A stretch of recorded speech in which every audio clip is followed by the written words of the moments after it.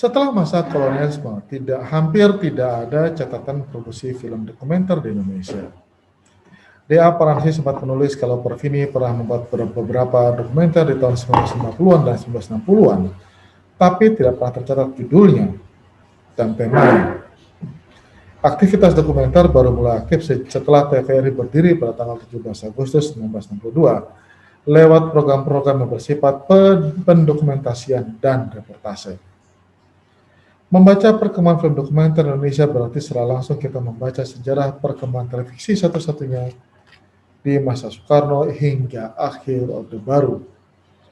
Ada beberapa kegiatan produksi film dokumenter atas inisiatif lembaga swasta seperti Puskat Yogyakarta di awal tahun 1980-an hingga 1990-an. Mereka memproduksi film penyuluhan untuk para petani, juga seperti perusahaan film milik negara dan perusahaan swasta nasional untuk kebutuhan dokumentasi dan penyuluhan.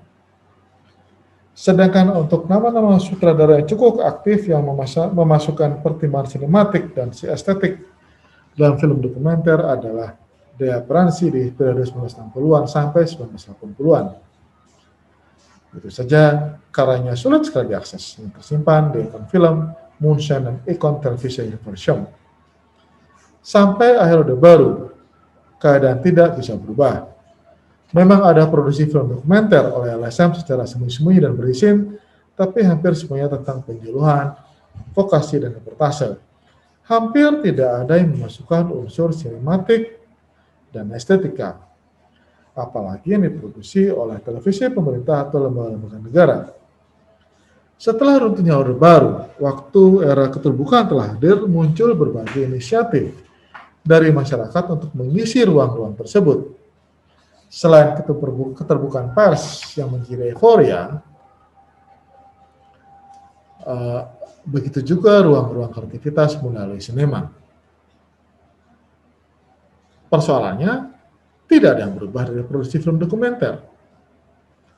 Ada banyak produksi film dokumenter yang lahir pasca reformasi dengan berbagai isu yang diangkat. Yang paling menonjol adalah mengangkat trauma-trauma Orde Baru, seperti yang dilakukan oleh Reksi Ramadeta, Arya Donisiri, dan beberapa aktivis lainnya. Saat itu tema kemiskinan dan orang-orang tertindas menjadi tema utama. Menariknya, meski tahun 1998 telah lahir inisiatif dari komunitas film independen atau Confident untuk menghadirkan Festival Film Indonesia, hampir seluruh karya yang hadir adalah film fiksi. Komunitas-komunitas film di kampus-kampus, kota besar, hingga kota-kota kecil di Indonesia telah melahirkan generasi baru dunia perfilman Indonesia. Hanya sedikit saja komunitas yang mencoba untuk bergerak di ruang riset seni rupa video di Indonesia, misalnya Ruang Rupa, dan hanya segelintir yang memproduksi film dokumenter. Itu pun terbatas dengan referensi bahasa film yang sangat terbatas dan jenis reportase berita televisi untuk gaya penyuluhan, seperti pada masa Orde Baru. Mulai menjamurnya televisi swasta pasca reformasi juga memberikan dampak pada produksi dokumenter. Muncul program seperti Anak Seribu Pulau. Inilah sebuah serial film yang melibatkan banyak sutradara seperti Giri Nugroho, Abdul Aziz, Yudi Dato, Nen Tehanas, Wisnu Adi, dan nama-nama lainnya. Mayoritas produksi dokumenter televisi dengan gambar-gambar cantik ini dikuasai oleh alumni KJ. Hingga sekarang ada beberapa alumni stasiun televisi yang mendirikan program dokumenter atau reality show tentang petualangan yang sering juga dianggap sebagai dokumenter yang edukatif bagi beberapa kalangan seperti film Sibolang, Jejak Petualang, dan beberapa jenis seri lainnya. Sutradara luar atau film maker internasional juga mulai masuk ke Indonesia. Sebut saja Leonard Newton Hambridge, Curtis Levi, Robert Lemanson, Karen Dwayne, dan masih banyak lagi. Mereka menjadikan isu Indonesia sebagai makanan lezat karya film mereka. Beberapa festival juga memberikan andil pada pergerakan film dokumenter pada masa tersebut. Misalnya melalui kompetisi di Jakarta yang disebut Film Festival, kemudian Festival Film Indonesia yang juga memasukkan sesi film dokumenter sebagai salah satu penilaian, serta tentu saja kompetisi Eagle Award yang diadakan oleh Metro TV. Pada masa 10 tahun terakhir juga muncul beberapa komunitas yang fokus pada pengembangan dokumenter di Indonesia seperti Indox, Offstream, Forum Lenteng, Ragam, komunitas film dokumenter, dan beberapa komunitas film lainnya. Dea Pransi pernah menulis jika dunia film kita terjebak dalam ortodoksi, taat sekali pada aturan, sehingga tidak dapat membaca perkembangan lebih lanjut dari film-film. Keterbatasan pengetahuan kita tentang bahasa audiovisual juga membuat film tidak berkembang. Dalam membaca fenomena-fenomena baru, apalagi melihat hubungannya dengan berbagai kemungkinan dalam sejarah film dan media seperti eksperimental, avant-garde, hibrida, dan seni video. Usaha-usaha untuk merumuskan dokumenter masih terjebak dalam paradigma mengemas informasi, seperti dunia pemberitaan di media massa, terutama di Indonesia. Padahal, ada banyak kemungkinan yang bisa dilakukan. Bereksperimen dalam penggunaan bahasa dokumenter, serta penggunaan teknik-teknik kamera yang selama ini tidak pernah atau belum pernah terlihat dalam film dokumenter di Indonesia. Bill Nichols pernah menyebutkan atau menjelaskan ada 6 gaya film dokumenter. Pertama adalah poetic mode, adalah sebuah bangunan sinematik dan estetik yang sangat ketat. Film ini memainkan irama dan emosi penonton dengan kemasan naratif. Ada expository mode, yang lebih menitik beratkan distribusi informasi dan objektif seperti halnya sebuah berita atau laporan news.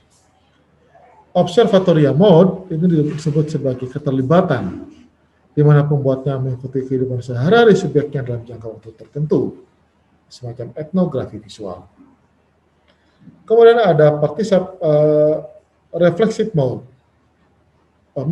participatory mode, di mana keterlibatan secara penuh antara pembuat dan subjeknya, sehingga keterlibatan subjek menjadi sangat penting dalam menentukan arah film dokumenter yang dibuat. Terakhir adalah